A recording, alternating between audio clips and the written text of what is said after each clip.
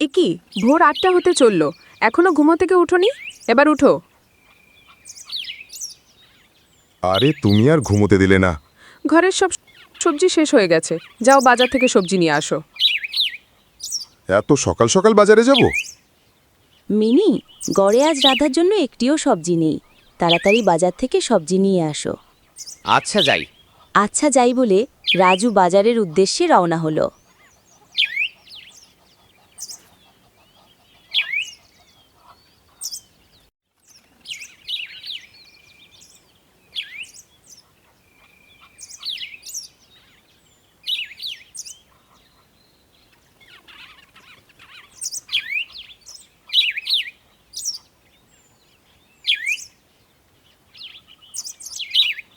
আরে রাজু, কই যাস?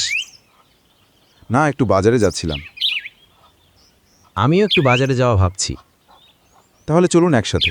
এই বলে তারা দুজন বাজারে যাওয়ার জন্য হাঁটতে লাগলো।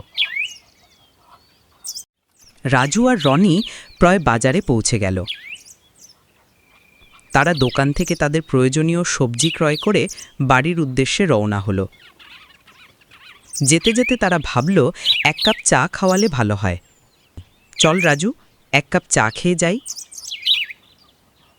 এখন চা খাবে? আচ্ছা চল। তারা দুজন চায়ের দোকানে গিয়ে চা খেলো, খেয়ে বাড়ির উদ্দেশ্যে রওনা হলো। অবশেষে তারা রনির বাড়ির সামনে এলো। তোর বাড়ির সামনে চলে আসছি, এবার তুই যা। ওকে বন্ধু, পরে আবার দেখা হবে, এখন যাই। এই বলে রাজু একা হাঁটতে লাগলো।